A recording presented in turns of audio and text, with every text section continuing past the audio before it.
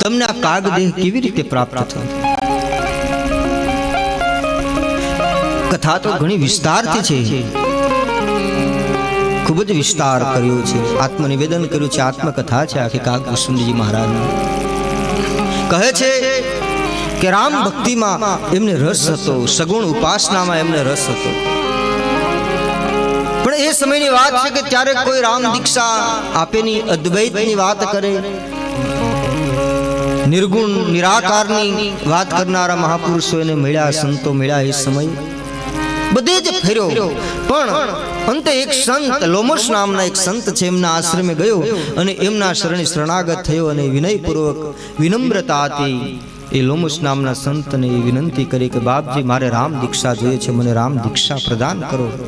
ત્યારે એ સંતે એ જ વાત કરી કે રામ છે એ જ બ્રહ્મ છે, તું એને સગુણ માન કે નિર્ગુણ, સાકાર કે નિરાકાર, બધી જ રીતે જેમ પાણીમાંથી બરફ થાય છે અને બરફમાંથી ફરી પાછું પાણી થઈ જાય છે, એ સગુણ નિર્ગુણ એક જ રૂપ છે આમ કહી અને એ પણ અદ્વૈતવાદી હતા, એમણે પણ અદ્વૈત નિરાકાર બ્રહ્મ નિરંજનની વાતો કરવા લાગ્યા.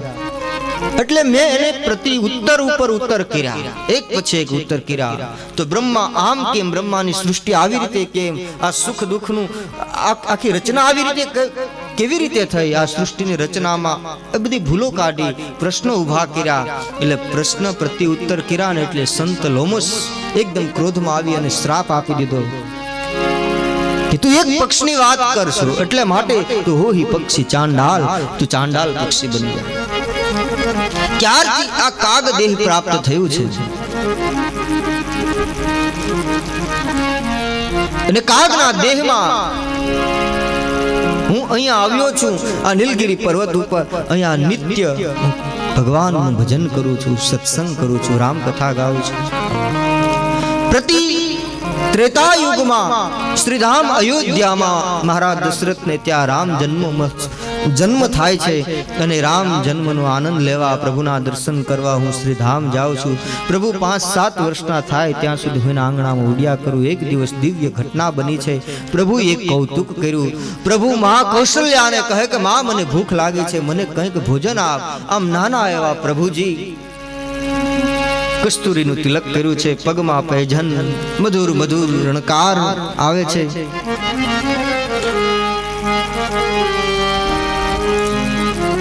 ભગવાન સુંદર ઉદરમાં ત્રય રેખાઓ, ઉર મનિહાર પદિક કી શોભા, સુંદર રૂપ છે બાલ રૂપ રામ. સંતો એમની ઉપાસના કરે છે. કાગ ભૂસુંડીજીના ઈષ્ટદેવ બાલ રૂપ રામ છે. ઈષ્ટદેવ મમ બાલક રામા, શોભા બપુષ કોટિ શતકામા. સબ સિદ્ધિ સુલભ જપત જીસુ નામ. માનસ में એવું લખ્યું સબ સિદ્ધિ સુલભ. કોઈ પણ સિદ્ધિ જગતમાં જેટલી પ્રકાર અષ્ટ સિદ્ધિ નવનિધિ કે દાતા જેટલી પ્રકારની સિદ્ધિઓ છે એ બધી સિદ્ધિ એકદમ સુલભ એટલે સરળ અને સહજ તાથી જો પ્રાપ્ત કરવી હોય, હું નથી કહેતો, રામાયણ કહે છે, તો કહે બંદવ બાલ રૂપ સોય રામ. બાલ રૂપ રામ, રામ લલાની ઉપાસના કરો, એમનું ધ્યાન કરો, એમની અર્ચન કરો, એમનું વંદન કરો, એમની પૂજા કરો, એમનું ધ્યાન ધરો. બંદવ બાલ રૂપ સોય રામ, સબ સિદ્ધિ સુલભ જપત જીસુ નામ. કાગ ભૂસુંડી મહારાજના ઈષ્ટદેવ રામ બાલ રૂપ રામ છે. અને ત્યાં સુધી પ્રભુના આંગણામાં હું ઉડ્યા કરું. પ્રભુએ ભૂખ લાગી એવી ચેષ્ટા કરી, માએ પૂરી આપી. એ પૂરી હાથમાંથી પડી ગઈ એટલે ભગવાન રડવા લાગ્યા. હું એમની નજીક જાઉં તો ભગવાન હસે, હું થોડો ઉડી અને દૂર જાઉં તો હસવા લાગે. આવી દિવ્ય લીલા જ્યાં મેં જોઈ ત્યારે મને મનમાં સંદેહ થયો કે આ એક સંસારી બાળક હોય એવું દેખાય છે. આમાં બ્રહ્મ તત્વ જેવું, પરમાત્મા જેવું કંઈ દર્શન થતું નથી, એવો સંદેહ મને સૂક્ષ્મ મનની અંદર થયો. ત્યારે ભગવાન એક સુંદર એક કૌતુક કર્યું. ભગવાને બગાસું ખાધું. બગાસું ખાધું એટલે હું કાગના રૂપમાં હું પ્રભુના મુખની અંદર પ્રવેશ્યો. ને જ્યાં મુખની અંદર પ્રવેશ્યો ત્યાં તો અનંત અનંત બ્રહ્માંડોનું દર્શન થયું. એક નહીં, સૂર્ય ચંદ્ર આકાશ પૃથ્વી ક્ષિતિજો આકાશ ગંગાઓ અનંત આકાશ ગંગાઓ મેં એમાં દર્શન કર્યું. એક એક બ્રહ્માંડની અંદર એક એક પૃથ્વીની અંદર શ્રીધામ અયોધ્યા સરયુજી વહે છે. દશરથનો પરિવાર, કૌશલ્યા સુમિત્રા અને કઈ રાણીઓ, એ ત્રણેય માતાઓ, આવું બધું જ દ્રશ્ય એક સમાન બધી જગ્યાએ અલગ અલગ જોવા મળ્યું, વિચિત્ર જોવા મળ્યું મને. અને એક એક પૃથ્વીની અંદર, એક બ્રહ્માંડમાં એક પૃથ્વીની અંદર હું કોટી વર્ષો સુધી રહ્યો. કોટી વર્ષો મેં એમાં જીવન વિતાવ્યું. એમ અનંત બ્રહ્માંડોમાં હું રહ્યો. ભગવાન હસ્યા, ભગવાન સુંદર મુસ્કાન કરી અને ત્યાં હું એના મુખમાંથી બહાર આવ્યો ત્યારે માત્ર 2 ક્ષણ થઈ હતી. આ છે ભગવાનની દિવ્ય લીલા. અનંત કલ્પો સુધી હું નિવાસ કર્યો અનંત બ્રહ્માંડોમાં, પણ જ્યાં હું બહાર આવ્યો ત્યારે માત્ર 2 ક્ષણ થઈ હતી. આ છે પ્રભુની દિવ્ય લીલા. આનો પાર કોઈ ન પામી શકે. ત્યારે પ્રભુના શરણે શરણાગત થયો. પ્રભુએ મને વરદાન આપ્યું કે તારી ભક્તિથી હું પ્રસન્ન છું. મારી માયા તારી ઉપર કોઈ દિવસ વ્યાપશે નહીં. મારું માયાનું આવરણ તારી ઉપર આવૃત નહીં થાય. અને ત્યાર પછી પ્રભુના આશીર્વાદ લઈ અને હું આ નીલગિરી પર્વત ઉપર આવ્યો છું. નિત્ય પ્રભુનું ભજન, સ્મરણ, યજ્ઞ, જપ, તપ અને ભગવાનની દિવ્ય કથાનું ગાન કરું છું. કાગ ભૂસુંડીજીના જીવન ચરિત્રનો પ્રસંગ એમ કહેવાય છે, અયોધ્યામાં જન્મ થયેલો. એ સમયની વાત, એ પ્રાંતની વાત, એ કાળની વાત કે ત્યારે ભયંકર દુષ્કાળ હતો. ભયંકર દુષ્કાળ. લોકો નગર છોડી અને પલાયન કરવા લાગ્યા. એકદમ દરિદ્રતા, અરાજકતા ફેલાવા લાગ્યા સમાજમાં. એ સમયની કાગભૂષણજી કહે, ગયે ઉજ્જૈન સુન ઉરગારી, દીન મલિન દરિદ્ર દુખારી. કાગભૂષણજી મહારાજ કહે, હું ઉજ્જૈન ગયો. ઉજ્જૈન મહાકાલેશ્વર ભગવાન જ્યાં બિરાજિત છે, જ્યાં ક્ષિપ્રા વહે છે, ત્યાંનું વાતાવરણ કેવું હતું? અતિ સમૃદ્ધ એ પાવન ભૂમિ ઉજ્જૈન. વિદ્વજ્જનો, મહાપુરુષો એને તંત્રની ભૂમિ કહે છે. ઉજ્જૈન મહાકાલેશ્વર. કાશી વિશ્વનાથ એ મંત્રની ભૂમિ છે. શ્રીધામ અયોધ્યા એ વૈરાગ્યની ભૂમિ છે. શ્રીધામ વૃંદાવન એ પ્રેમની ભૂમિ છે. અદ્ભુત પાવન ધરા છે. આ પાવન તીર્થો ભારત વર્ષની ધજાઓ છે. ઉજ્જૈન ગયો. દીન કેવો હતો તો કે દીન એટલે દુખી, ગરીબ પણ થાય. દીન મલિન જેનું મન એકદમ વિક્ષિપ્ત થઈ ગયું હોય, મલિન થઈ ગયું હોય. દરિદ્ર, બધી જ રીતે દરિદ્રતા હતી જીવનમાં. સંપત્તિ તો હતી નહીં, પણ દેવી સંપદા પણ નથી. કોઈ જ્ઞાન નહોતું, કોઈ દીક્ષા નહોતી. દરિદ્ર દુખારી, દુખી હતો, એકદમ દુખી હતો. ત્યાં એક વૈદિક બ્રાહ્મણ જો નિત્ય મહાદેવની સેવા પૂજા કરતા હતા, મહાકાલેશ્વર. એમને મેં ગુરુ માન્યા, એમનું ચરણ સ્વીકાર્યું. એ બ્રાહ્મણ કેવા હતા, એમનું જીવન કેવું હતું? એક જ કામ હતું રાત દિવસેનું, મહાદેવની પૂજા, મહાદેવનું નામ. આઠો પ્રહર શિવ ભક્તિમાં રહેનાર એ વૈદિક બ્રાહ્મણને મેં ગુરુ માન્યા. વિપ્ર એક વૈદિક શિવ પૂજા. પણ કેવા હતા? શંભુ ઉપાસક, પણ નહીં હરિનિંદક. અત્યારે આ તકલીફ મોટી એ હોય કે જે ઉપાસના કરતા હોય ને પાછળ બીજાને ન માને. શિવને માનનારા રામને ન માને, રામને માનનારા શિવને ન માને. આ મોટી તકલીફ છે. પણ એક વસ્તુ યાદ રાખજો, આપણા પાવન ધર્મ ગ્રંથો સંતો મહાપુરુષો કહે છે કે રામ ભક્તિનું દ્વાર છે ને એ શિવ દ્વારા શિવ ચરિત્રથી પ્રારંભ થાય છે. રામાયણની કથા આપણે સાંભળીએ એટલે પ્રથમ રામ જન્મની કથા ન આવે, પ્રથમ તો શિવ ચરિત્રની કથા આવે. શિવના દ્વારે થઈ અને પછી આપણને રામના દર્શન થાય છે, પ્રવેશ મળે. એમ શિવને માનનારા, શિવની ઉપાસના કરનારા જ્યાં સુધી રામની ઉપાસના ન કરે, રામની રજા ન લે, ત્યાં સુધી શિવ દ્વારની અંદર, શિવાલયની અંદર એને પ્રવેશ ન મળે. ઉજ્જૈનની ઘટના એ સમયની વાત. શંભુ ઉપાસક પણ નહીં હરિ નિંદક. હરિના નિંદક નહોતા. એટલો જ પ્રેમ પાછો હરિ ઉપર એને હતો, ભગવાન શ્રી હરિ વિષ્ણુ પર હતો. એને મેં વૈદિક એ પરમ સાધુ પરમાર્થ બિંદક શંભુ ઉપાસક નહીં હરિ નિંદક પ્રણામ કરી. ગુરુના વચનો પ્રમાણે મન વચન કર્મથી હું એમની સેવા કરવા લાગ્યો. ગુરુજી મને એક પુત્રની જે વાત્સલ્ય પ્રેમથી મને શિખામણો આપે છે, સલાહ આપે છે, મને દીક્ષા આપી છે. પિતા તુલ્ય મને પ્રેમ મળ્યો છે. મારા ગુરુએ મને બધી જ રીતે સંવાર્યો છે. મારી યોગ્યતા બનવા લાગી, મને શિક્ષા આપી એટલે મને ધીમે ધીમે અહંકાર આવ્યો, મને મદ ચડ્યો. ધન મદ મત પરમ બાચાલા, ઉગ્ર બુદ્ધિ ઉર્દંભ વિશાલા. જ્યારે મને થોડુંક શિક્ષા મળી, થોડુંક જ્ઞાન મળ્યું એટલે મને અહંકાર આવ્યો, અભિમાન આવ્યું કે મને મારા ગુરુ કરતા વધારે ખબર પડવા માંડી, હું વધારે જાણવા લાગ્યો છું. એવું ધન મદ મત શબ્દ પ્રયોગ કર્યો ગોસ્વામી તુલસીદાસજી માનસની પાવન પંક્તિઓમાં. ધનનું મદ ચડે છે. ધન માણસ પાસે આવે ને પછી એનું એને મદ ચડે છે. ધન મદ મત પરમ વાચાલા, પછી પરમ વાચાલ બની જાય. પરમ વાચાલ એટલે એકદમ બોલવા લાગે, બોલવાની કોઈ વિવેક ન રહે.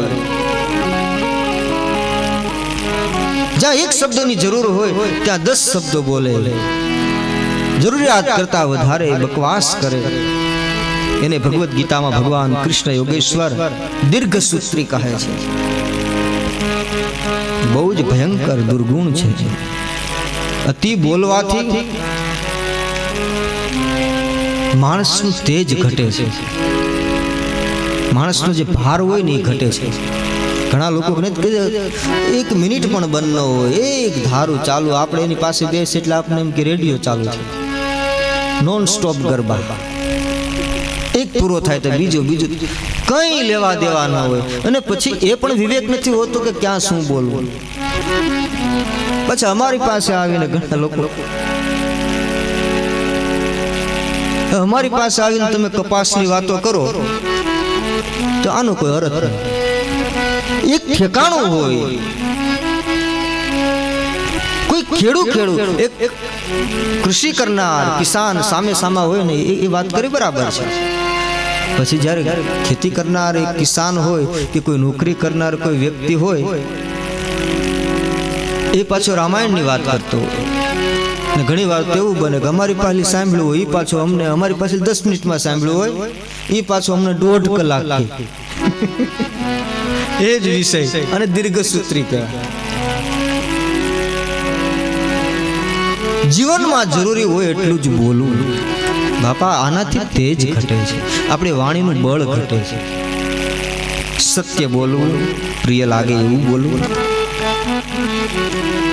આપણે ત્યાં કહેવત છે ન બોલવામાં 9 ગુણ. 9 ગુણ છે ન બોલવામાં. ઘણા બધા ફાયદાઓ છે. એટલે માપમાં બોલ, પ્રમાણમાં બોલ. પરમ વાચાલ થઈ જાય માણસને. જ્યારે મદ ચડે ને મદ, ત્યારે પરમ વાચાલ બની જાય છે. પછી એને બોલવા લાગે, એને મદ બોલાવે. સત્તા સંપત્તિ પદનું જે મદ છે ને બોલવા લાગે.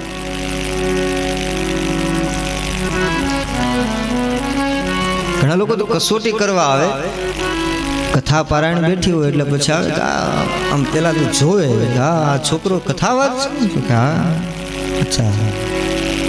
અમે તો લગભગ 70 પારાયણ સાંભળી નાખી, સાંભળી આ કાને ને આ બાજુથી નાખી, ઉતારી નહીં.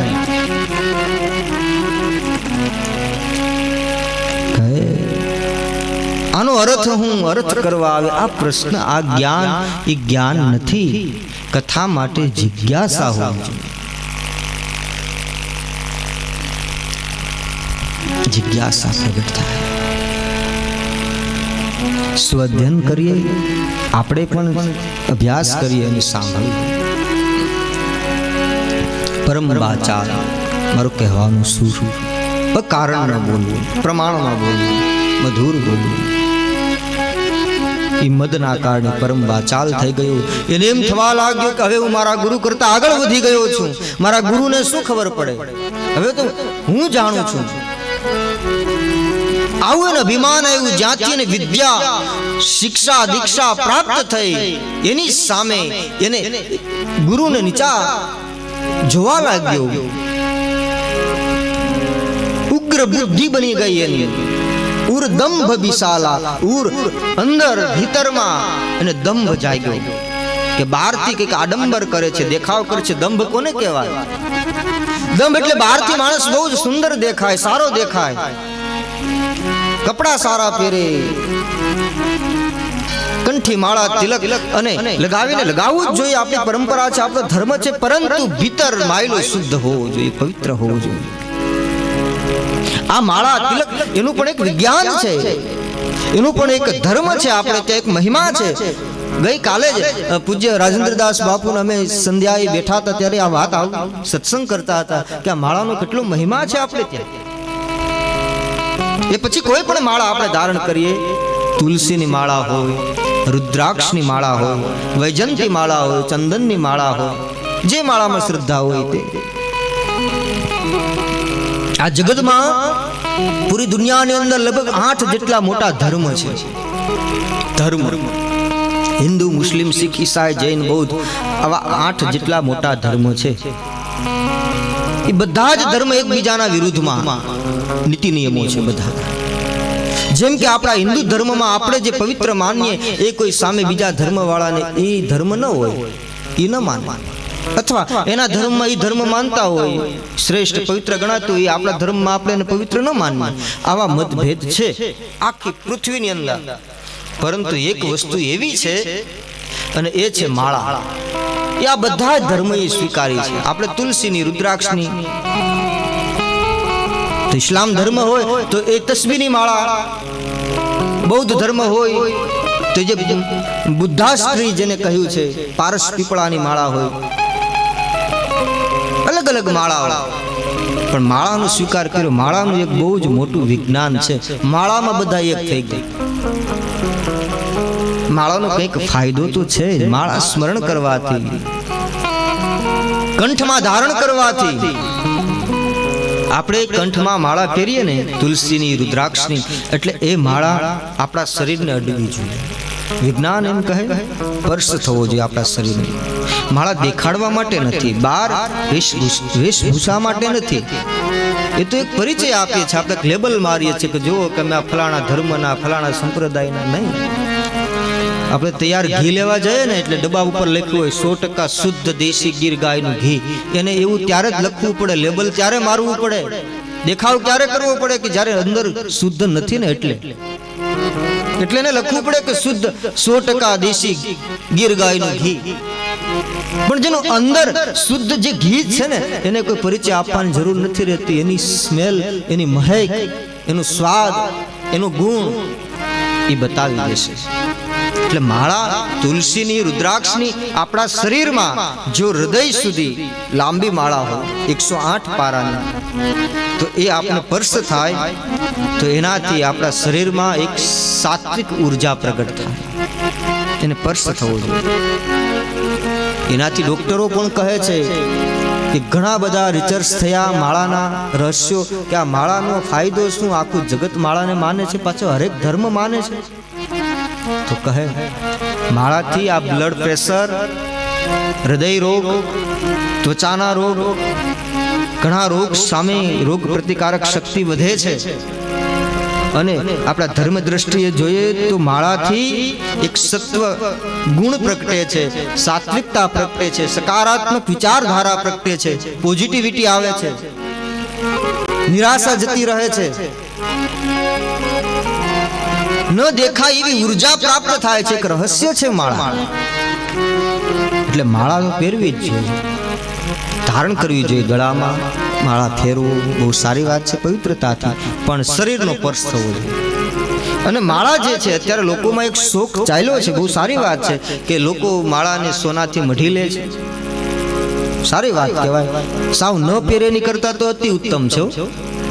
હા હા, સાવ પહેરતા જ નથી એની કરતા સારું કહેવાય. પરંતુ દ્વારકાધીશ પોતે શાસન કરતા હતા, જગતપતિ યદુનંદન. ત્યારે જે મંગલ સ્પર્શ જેને કહેવાય, એમાંનો એક મંગલ સ્પર્શ ભગવાન કૃષ્ણ સવારે ઉઠી, ભગવાન હોવા છતાં અખિલ બ્રહ્માંડ નાયક જગતનો નાથ દ્વારિકાધીશ સવારે તુલસીનો સ્પર્શ કરતા. મંગલ સ્પર્શ,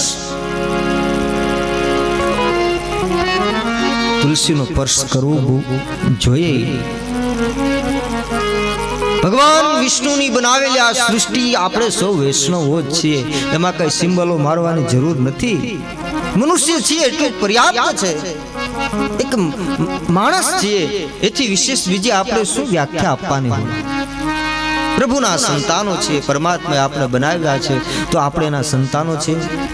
હરેક વૈષ્ણવ છે. બસ પવિત્રતા જાળવીએ, બહારી સ્વચ્છતા અને ભીતરી પવિત્રતા, ભાવ શુદ્ધ રાખીએ.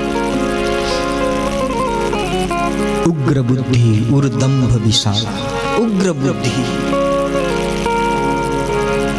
જ્યારે માણસને મદ ચડે, અહંકાર ચડે, ત્યારે ઉગ્ર બુદ્ધિ બની હું શ્રેષ્ઠ, હું કહું એ જ સારું, સાચું એ જ મમ સત્ય. ઉર્દંભ વિશાલા, દંભ કરવા લાગે. દંભ એટલે શું? કે જે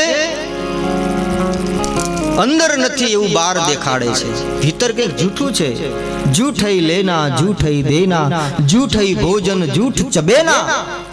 માનસમાં લખ્યું છે, જેનું જીવન જ એવું છે. જૂઠું લેવું, જૂઠું દેવું, કઈ નહીં. ઘણા લોકો નથી સામેથી તો ફલાણા ભાઈ તો ફલાણા ભાઈ તમારી સાથે તો આવે ને, એવો દિલનો દાતાર, કરણનો અવતાર, આમ કેટલાય બિરુદ આપે, પણ જેવો એ વ્યક્તિ આમ જાય ને એટલે બીજા સાથે એની નિંદા કરતા. આવા લોકોને દોરંગા કહેવાય. દોરંગા ભેળા ન બેસીએ. આપણે ત્યાં પત એમાં પોતાની વહી જાય. એક રંગ અને ઉજળા, જેને ભીતર બીજી ન ભાત. એવું કઈ કવિ કાગ બાપુ એક પંક્તિઓ છે, જેને વાલી દવલી વાત, જેને એક રંગ હોય, એક રંગ, બે રંગ નહીં.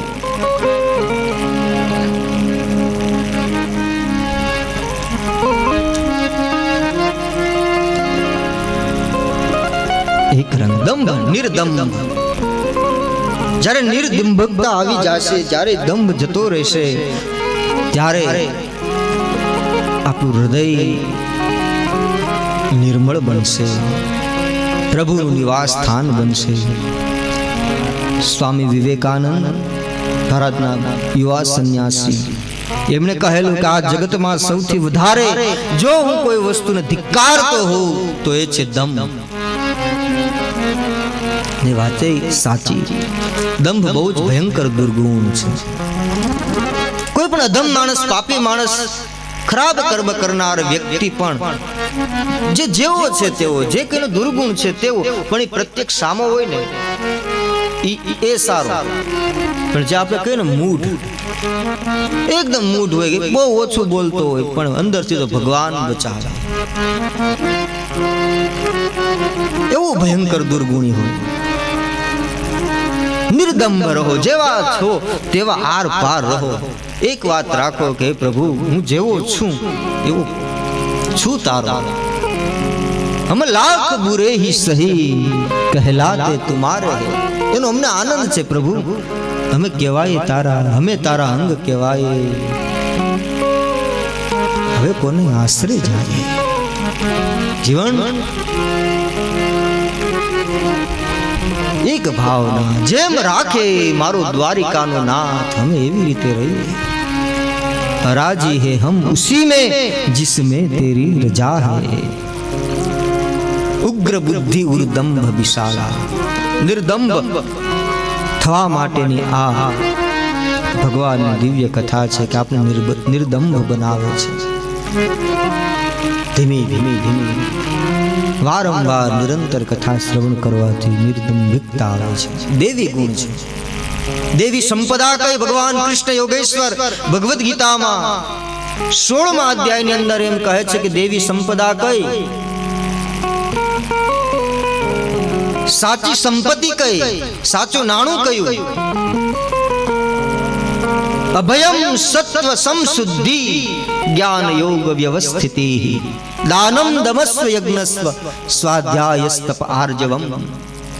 આ દેવી સંપદાની આખી હરોળ કરી ભગવાને અર્જુનને બતાવ્યું છે કે આ દેવી સંપદા અભયમ પેલું છે. અભયમ જે અભય હોય, જેને કોઈ ભય ન હોય. એટલે શું? યુદ્ધ કરવા માટે, લડાઈ કરવા માટે, હિંસા કરવા માટે નહીં, એ અર્થમાં નહીં. અભય યાની કોઈ રીતે જેની અંદર ભીરુપણું નથી, ડર નથી, ભક્તિ રે કરવી, એને રાગ થઈને તો રહેવું. પણ લાગ્યા ભાગ્યાની જેને ભેવ હોય, પાનબાઈ, એવા નરથી ભક્તિ કદી ન થાય. એ વાત પણ કરી છે. કોઈ ડરે નહીં. કોઈ સત્કર્મ, કોઈ શ્રેષ્ઠ કર્મ, સારું કર્મ કરવાનું હોય ત્યારે ઘણા લોકો આમ ડરી જાય એકદમ. નહીં, સાહસી હોય. અભયમ, અભય પદ ગુરુ આપે જેને કાળનો પણ ડર ન હોય. મરવાથી બચ્યા જે કોઈના માર્યા મરે નહીં, કહી દેજો કોઈ કાળને કે હવે આડો ફરે નહીં. આવી કુમારી જેનામાં હોય અભયમ, જે ધર્મથી પણ ન ડરે. આ ભગવાન કૃષ્ણ યોગેશ્વરના પાવન વચનામૃતો છે. અત્યારે સમાજ અને જગત વધારે ડરતો હોય તે ધર્મથી ડરે છે, દુખી છે. અસમંજસતા છે સમાજની અંદર, ભ્રમો ફેલાયેલા છે, ઝઘડા છે. એનું કારણ શું? અભયમ.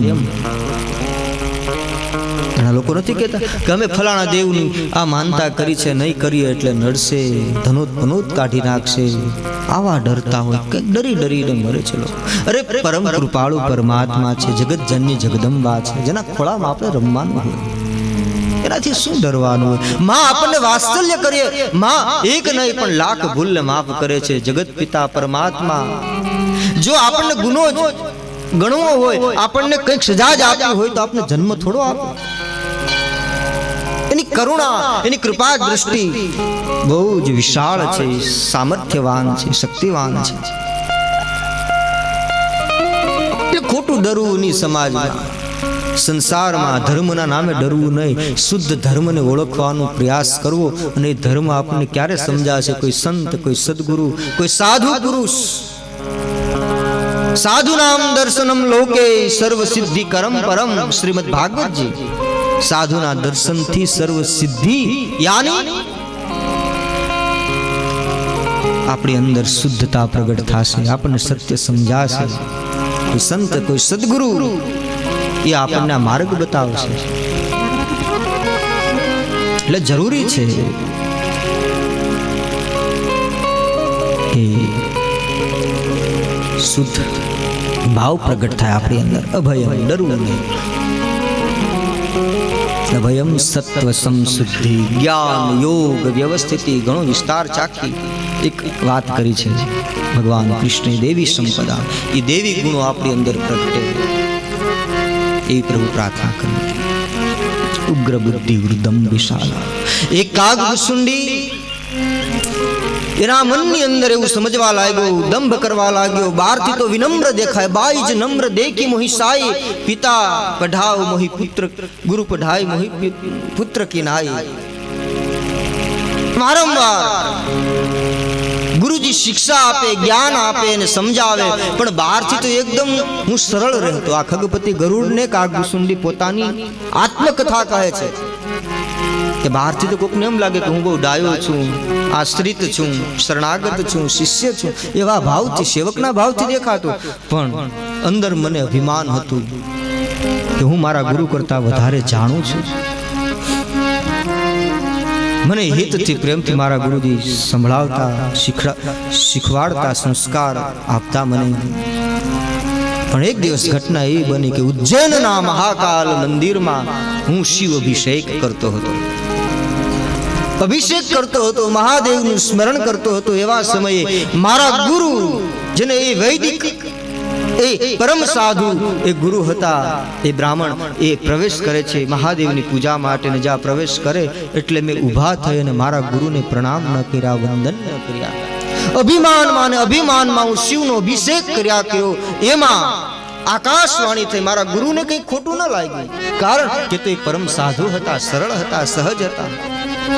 પણ એ અપમાન, સંતનું અપમાન, સાધુનું અપમાન એ મહાદેવ સહન ન કરી શક્યા અને આકાશવાણી થઈ, હે દુષ્ટ, તે ભયંકર કાર્ય કર્યું છે, તારા ગુરુનું આવું અપમાન કરી અને તે અધમ કાર્ય કર્યું છે. જા, તું આળસમાં બેઠો રહ્યો, એક અજગરની જેમ તારો અજગર યોનિમાં જન્મ થશે, અયુત જન્મ લેવા પડશે. આવો શ્રાપ આપ્યો ભગવાન મહાદેવ.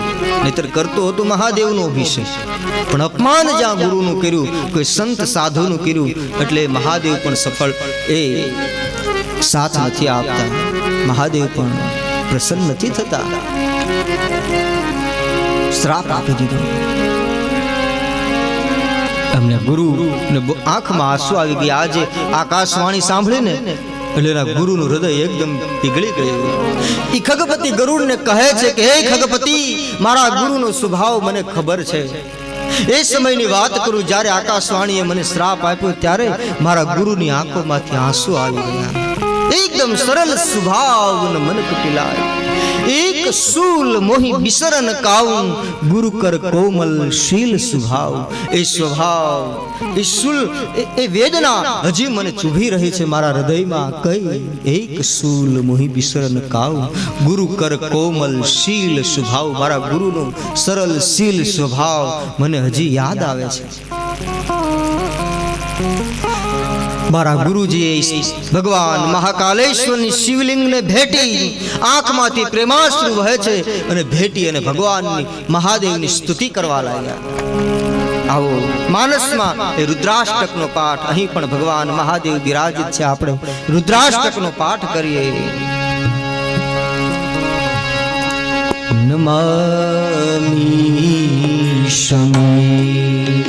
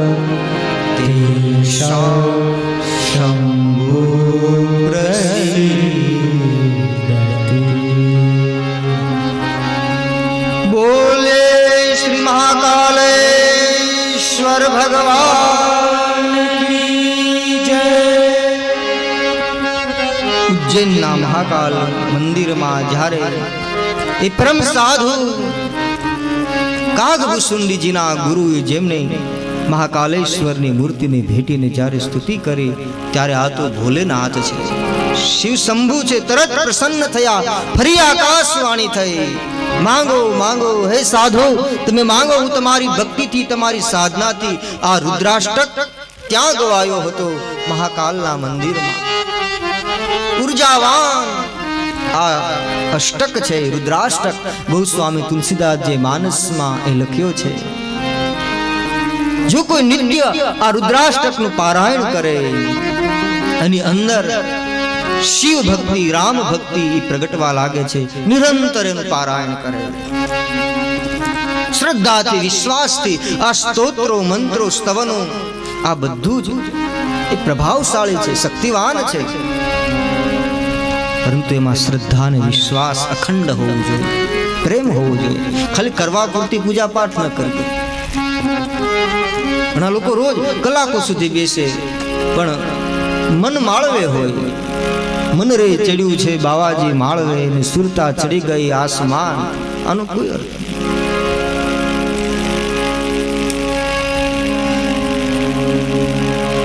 પગરે વિનાનું પંથે હાલો દેશી રે મળે કોઈ આપણા દેશી. એટલે પૂરી નિષ્ઠાથી શ્રદ્ધાથી એકાગ્ર થઈ અને આપણું મન પૂજા કરીએ ત્યારે પૂજામાં જ રાખીએ. આ રુદ્રાષ્ટક બહુ જ મહિમાવંત છે.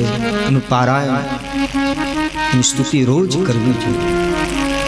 અથવા અભણ હોય વાંચતા ન આવડે સંસ્કૃતમાં છે તો એ સાંભળી શકે. અત્યારે ઉપકરણો બધી સુવિધાઓ છે આપણી પાસે, એનો સદુપયોગ કરીએ. રોજ આપણા ઘરની અંદર રુદ્રાષ્ટક શ્રવણ કરીએ. રુદ્રાષ્ટકનું પારાયણ થતા મહાદેવ તુરંત પ્રસન્ન થયા અને કહે માંગો માંગો માંગો, શું આપો આપને.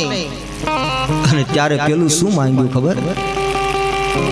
ખગપતિને ગરુડને કાગભૂસુંડી કહે ત્યારે પેલું મારા ગુરુએ મારી માટે મારી ભલાઈ માંગી. કીધું કે હે મહાદેવ, હે પ્રભુ, આ મારો શિષ્ય છે, એનો ઉદ્ધાર કરો. એ બાળક છે પ્રભુ, એને ક્ષમાદાન આપો. ત્યારે મહાદેવે આકાશવાણીમાં કીધું હે સાધુ, હું બોલી ગયો છું એમ તો થશે જ. એને અયુત જન્મો લેવા પડશે, અજગરની યોનિમાં જવું પડશે તો થશે, પરંતુ બનશે એવું કે જન્મશે ને મરશે, જન્મશે ને મરશે. આમ એના બધા જ જન્મ પૂરા થઈ જશે. એમ એનું પ્રારબ્ધ પૂરું થઈ જશે. અને પછી હા, હું વરદાન આપું છું કે શ્રીધામ અયોધ્યામાં એક વૈદિક બ્રાહ્મણને ત્યાં એમનો જન્મ થશે. ભગવાન મહાદેવે વરદાન આપ્યું છે, જેના કારણે બીજા અવતારમાં એ વૈદિક બ્રાહ્મણને ત્યાં એમનો જન્મ થયો. એક કાગભૂસુંડીજી મહારાજ નીલગિરી પર્વત ઉપર, એ પછી લોમશ નામના સંતની જે મેં વાત કરી, પર્વત ઉપર આવી કાગના રૂપમાં નિત્ય રામ કથા શ્રવણ કરે છે, શ્રવણ કરાવે છે. એ આ રામ કથા રૂપી માનસરોવરનો ત્રીજો ઘાટ ભક્તિનો ઘાટ છે, ઉપાસનાનો ઘાટ છે, જ્યાં ખગપતિ ગરુડને કથા કહે. એવી દિવ્ય કથા રામાયણ ચાલી રહી છે. વૃંદાવન બાગ પરમ પૂજ્ય સંત શિરોમણી રામદાસ બાપુની આ તપોભૂમિ, સંતોની તપોભૂમિ, લાલજી ઠાકોરજીના સાનિધ્યમાં ભગવાનની દિવ્ય કથાનું રસપાન કરી રહ્યા છે. ત્યારે આવો આપણે રામકથાના પ્રાસંગિક યાત્રામાં આગળ વધીએ. ગઈકાલે આપણે કથા શ્રવણ કરી હતી કે વિશ્વામિત્રનો થોડો પરિચય આપ્યો, પૂર્વ પરિચય. જે અયોધ્યા ગયા, મહારાજ દશરથજી પાસે માંગણી કરી, ત્યાં સુધી કથા હું લઈ ગયેલો. વિશ્વામિત્ર કોણ છે, એનો પૂર્વ પરિચય શું? વિશ્વામિત્ર મૂળ ક્ષત્રિય છે, ગાધી રાજાના પુત્ર હતા. ગાધી તનય મન ચિંતા વ્યાપી, હરિભીનું મરહીન નિશિચર પાપી. ગાધી રાજા એક ક્ષત્રિય રાજા હતા, એના દીકરા રાજકુમાર હતા. કોણ? વિશ્વામિત્ર. પણ એના મનમાં એવી એક ગ્રંથિ બંધાઈ ગયેલી કે જો આપણે ઋષિ બનીએ તો જ આપણને ભગવાન મળે, નહીતર ભગવાન મળે નહીં. આવી એને પૂર્વ ગાંઠ પડી ગયેલી. એટલે એક ક્ષત્રિય કુળમાંથી એ ઋષિ બન્યા અને તપ કર્યું, એટલી સાધના કરી, એટલા અનુષ્ઠાનો કર્યા, એટલા વ્રતો અને ઉપવાસો કર્યા કે એ મુનિ નહીં પણ મહામુનિનું બિરુદ પામી ગયા, મહામુનિ બની ગયા. સંત સમાજમાં એની પ્રશંસા થવા લાગી. શાસ્ત્રના એ જાણકાર બની ગયા, મંત્ર દૃષ્ટા ઋષિ બની ગયા. બધું જ એને પ્રાપ્ત કરી લીધું. પણ બન્યું એવું કે પોતે ક્ષત્રિયમાંથી ઋષિ બન્યા, પણ ભગવાન સ્વયં ક્ષત્રિયને ત્યાં પ્રગટ થયા. ત્યાં જન્મ અયોધ્યામાં. હવે માંગવા ત્યાં જવું પડ્યું પાછું. આ તો અસ્તિત્વ છે, કુદરત છે, પરમાત્માની આ રચના છે, અતિ વિચિત્ર છે. અહીંયા તો હિરણ્યકશ્યપુને ત્યાં પણ ભગવાનનો પરમ ભક્ત પ્રહલાદ આવે છે. અહીંયા રાવણનો ભાઈ હોય તે સંત વિભીષણ બને છે. આ જગત ગુણ દોષમયથી જડ ચૈતન ગુણ દોષમય, વિશ્વ કિન્હી કરતા સંત હંસ ગુણ ગહી પય, પરિહરી બારી વિકાર. જડ ચૈતન્યમય ચરાચર વિશ્વ છે, જગત છે. વિશ્વામિત્ર પાસે બધું જ હતું, પણ એનો યજ્ઞ પૂરો નહોતો થતો. એટલે વિશ્વામિત્રજી શ્રીધામ અયોધ્યા ગયા. મહારાજ દશરથજી યોગ્ય સન્માન કર્યું અને પછી જ્યાં માંગણી કરી ત્યાં એનું માન ઘટ્યું. ગયા ત્યારે કીધું કે વિશ્વામિત્ર મહામુનિ આયે, પણ જ્યાં રામની માંગણી કરીને કે અનુજ સહિત દેહુ રઘુનાથા, ત્યાં હે વિપ્ર, તમે આ ઉચિત નથી માંગતા. તમને ખબર છે આ ચોથી અવસ્થામાં મને આ પુત્રોની પ્રાપ્તિ થઈ છે, એમાં પણ રામ મને પ્રાણ કરતા પણ અધિક પ્રિય છે. મુનિ, રામ દેત નહીં બને ગુસાઈ, એ નહીં બની શકે. પણ ગુરુદેવ વશિષ્ઠે વચમાં આવી સમાધાન કરી અને કહી દીધું, આદેશ કરી દીધો. ગુરુનો આદેશ આ દેશમાં કેટલો ચાલતો હશે. રાજ સત્તા ઉપર એક સંતોની સત્તા હોય છે. અને એમણે આદેશ કર્યો કે તમે રામને લક્ષ્મણને સોંપી દો વિશ્વામિત્રની સાથે. કારણ કે રામ ને લક્ષ્મણ વિશ્વામિત્રની સાથે જશે તો એ વિશ્વના મિત્ર બનશે, જગતના મિત્ર બનશે. ગુરુના આદેશથી મહારાજ દશરથજીને પ્રાણાધિક અધિક પ્રિય હોવા છતાં રામ અને લક્ષ્મણને સજળ નેત્રે સોંપ્યા છે. આજ બિલકુલ પેલો પ્રસંગ છે. ગુરુના આશ્રમમાંથી અભ્યાસ કરીને આવ્યા પછી બિલકુલ પહેલી વાર રામ અને લક્ષ્મણ અવધ છોડી અને બહાર જતા હોય. મહાત્માની સાથે આખી અયોધ્યા મહારાજ દશરથ ત્રણેય માતાઓ અવધવાસીઓ સરયુના તટ સુધી બધા એને વિદાય આપવા આવ્યા છે. વિશ્વામિત્રજી આગળ ચાલે, એમની પાછળ વિશ્વામિત્રજીની પાછળ રામની પાછળ એનું અનુગમન કરે છે લક્ષ્મણજી. રથનો ઉપયોગ ન કર્યો, કારણ કે પરમ વૈરાગી સંત છે વિશ્વામિત્ર, એ રથનો ઉપયોગ ન કરે. એટલે રામથી પણ ન કરાય, કારણ કે જો કોઈ મહાપુરુષ ગુરુદેવ વિશ્વામિત્ર પદયાત્રા કરે તો રામ અને લક્ષ્મણ એ પણ રથમાં ન બેસે, પદયાત્રા જ કરી છે. વિશ્વામિત્રને કેવો અનુભવ થયો? વિશ્વામિત્ર મહાનિધિ પાયે, વિશ્વામિત્રને થયું મહાનિધિની પ્રાપ્તિ થઈ અને યાત્રા આગળ કરી. માર્ગમાં જાય છે, સત્સંગ કરતા કરતા એમાં જંગલમાંથી પસાર થાય અને જંગલમાંથી પસાર થતા ભયંકર ગર્જનાઓ થવા લાગી. આખા જંગલમાં હલચલ મચવા લાગી, પક્ષીઓ ઉડવા લાગ્યા, હિંસક પ્રાણીઓ પણ ભયભીત થઈ અને ચારેય બાજુ દોડવા લાગ્યા. એકદમ ખળભળાટ મચ્યો છે. અચાનક આ શું થયું વનની અંદર? આમ વિચાર કરે છે. એવામાં જોતામાં કોઈ વિશાળ મહાકાય પહાડ ચાલ્યો આવતો હોય એવું એક વિરાટ રાક્ષસી, જેના દાંત ભયંકર તીક્ષ્ણ હતા, વીજળીની જેમ ચમકતા હતા, રંગ એકદમ કજ્જળ જેવો, કાજળ જેવો કાળા રંગનો પહાડ સામેથી ચાલ્યો આવતો હોય એવું દેખાય છે, જેના કેશ એકદમ છૂટા છે, ભયંકર વિકરાળ રૂપ દેખાવાનું સામેથી. ત્યારે બાબા વિશ્વામિત્રએ કીધું, હે રામ, આ જે સામેથી દોડી આવે છે એક વિરાટ વૃક્ષ લઈ અને દોડી છે સામે પ્રહાર કરવા માટે. આ જ તારકા છે, આના જ સંતાનો મારી તેને સુબાહુ જે મારા યજ્ઞનો વિધ્વંસ કરે છે, મારા યજ્ઞમાં વિક્ષેપ કરે છે, ભંગ કરાવે છે. અને રામે આ જ્યાં સાંભળ્યું કે જેના સંતાનો વૈદિક યજ્ઞમાં વિજ્ઞ કરતા હોય, ધર્મમાં વિક્ષેપ કરતા હોય, તો હું એ મૂળ જનતાનો જ સંહાર કરી નાખું કે જગતમાં ત્યારે આવી માતા જન્મે નહીં કે જેના દ્વારા જગતમાં ધર્મને હાનિ કરનારા પુત્રોનો ત્યારે જન્મ ન થાય ધરતી ઉપર. પ્રભુ રામે ભાથામાંથી એક તીર ખેંચી સંગાન કરી અને જ્યાં એક તીર માર્યું, ગોસ્વામી તુલસીદાસજી માનસમાં કહે છે, એક બાણ પ્રાણ હરિના દીન જાની તેરી નિજ પદની. એક બાણ પ્રાણ હરિના દીન જાની તેરી નિજ પદની. તબ નિજ નારી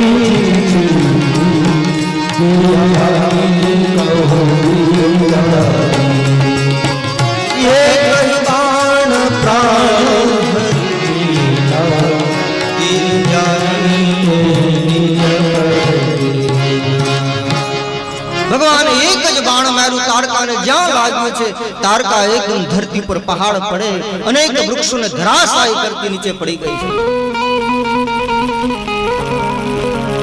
ભગવાનના અવતરણ કાર્યનું આ બિલકુલ પેલું કાર્ય છે. પેલી અસુરી રાક્ષસીનો ઉદ્ધાર કર્યો છે. ગોસ્વામીજી કહે છે રામે તાડકાને મારી નથી, એનો સહાર નથી કર્યો, તો શું કર્યું? પાવન ચોપાઈમાં એમનું વર્ણન છે. કહે ગોસ્વામીજી સુંદર ભાવ, દીન જાય જાની તે નિજ પદ દિનહાર. આ છે રામનો સ્વભાવ. એક અસુરી રાક્ષસીને પણ જે નિજ પદ આપે છે. એ કહી બાણ પ્રાણ હરી લીધા, પ્રાણ હરી લીધો, પણ દીન જાની તે નિજ પદ દિનહાર. નિજ પદ પોતાનું ચરણ આપી દીધું. જે ચરણ પામવા માટે ઋષિ મુનિઓ જન્મ જન્મ મુનિ જતન કરાહી, અંત રામ કહી આવત નાહી. એ ચરણ સહજતાથી પ્રભુએ કરુણા કરી અને એ તારકાનો ઉદ્ધાર કર્યો છે. ધન્ય છે એ પ્રભુની કરુણાને. જગતમાં આવો દીન દયાળુ પ્રભુ બીજે ક્યાં હોય? દીન દયાલ બિરુદ સંભારી, હરહુ નાથ મમ સંકટ ભારી. આવો સરળ સ્વભાવ આવા ઠાકોરને છોડી અન્ય ગતિ કરે છે એ તો મૂર્ખતા છે. તુલસીદાસજી કહે છે એ અજ્ઞાન છે.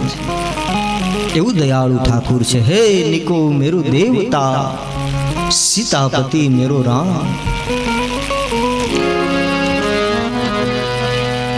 ત્યાંથી યાત્રા વિશ્વામિત્રજીના સંગમાં આગળ ચાલી છે. વિશ્વામિત્રજીના આશ્રમે પધાર્યા પ્રભુ રામ અને લક્ષ્મણજી સહિત. જ્યાં વિશ્વામિત્રને થોડો મનમાં સંદેહ હતો ને કે આ બ્રહ્મ છે કે કેમ કે મનુષ્ય છે, થોડુંક સૂક્ષ્મ એ સંદેહ હતો. પણ જ્યાં તારકાને એક જ તીરે મારી નાખી એટલે એને એક ભ્રમ હતો એ પણ ભાંગી ગયો. બ્રહ્માનંદનો અનુભવ થયો. એટલે એ જે કાંઈ હતું જપ તપ અનુષ્ઠાન વ્રત જે ભજન કરેલું એ બધું નારાયણાય તિ સમર્પયામિ. વિશ્વામિત્રજી મનમાં વિચાર કર્યો કે જેને પામવા માટે હું અનુષ્ઠાન સાધના ભક્તિ કરતો હતો એ તો સ્વયં આજ મારે આંગણે છે, એના ચરણોમાં હું બેઠો છું. હવે મારે શું કરવાની જરૂર?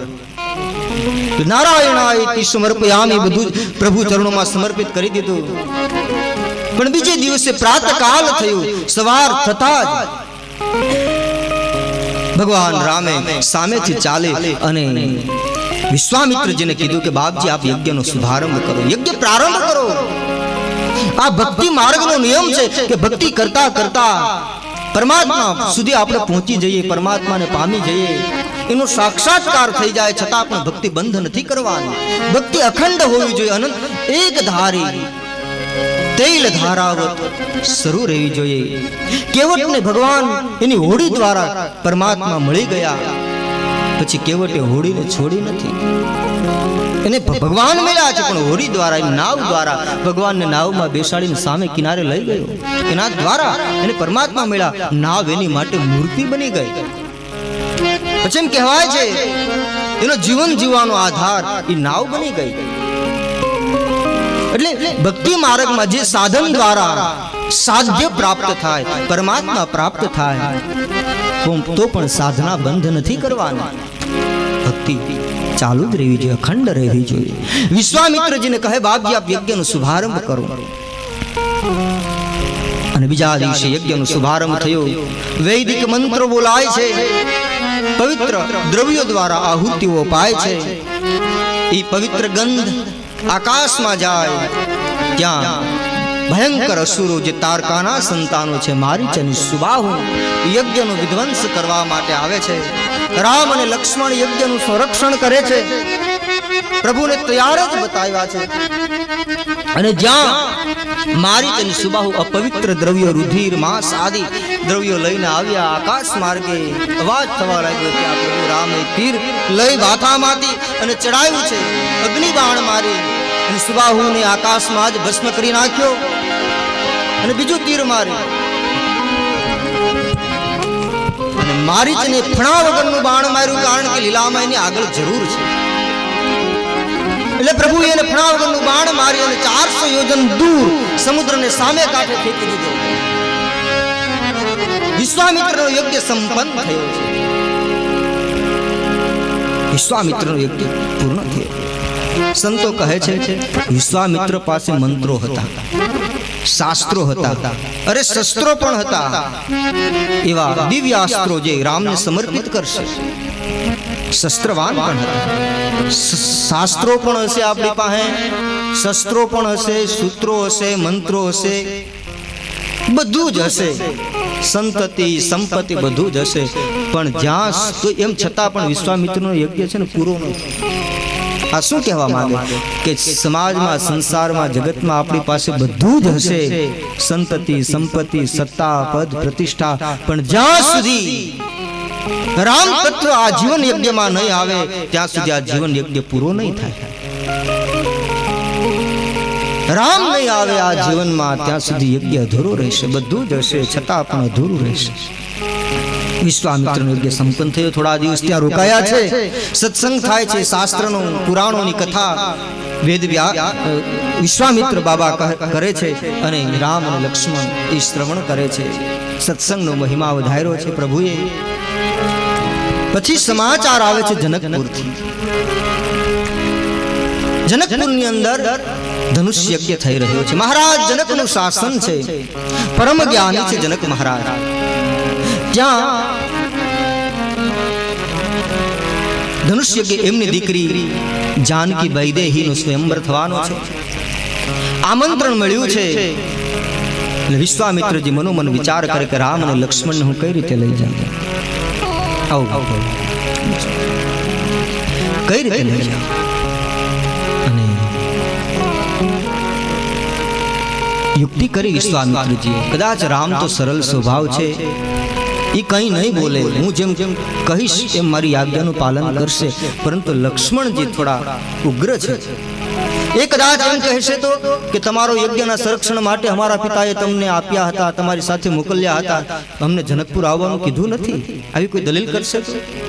એટલે વિશ્વામિત્રજીએ બહુ જ સુંદર શબ્દ પ્રયોગ કર્યો. શું કીધું કે ધનુષ યજ્ઞ છે, સ્વયંવર છે એમ ન કીધું.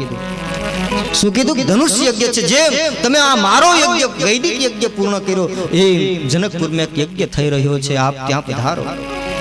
પ્રભુ એ ઋષિની ચતુરાઈને સમજી ગયા. પ્રભુ હસ્યા છે, જાણી ગયા, અંતર્યામી છે રામ. અને રામ લક્ષ્મણ વિશ્વામિત્રના સંગમાં યાત્રા કરે છે. આગળ યાત્રા કરે, બાબાજી આગળ ચાલે.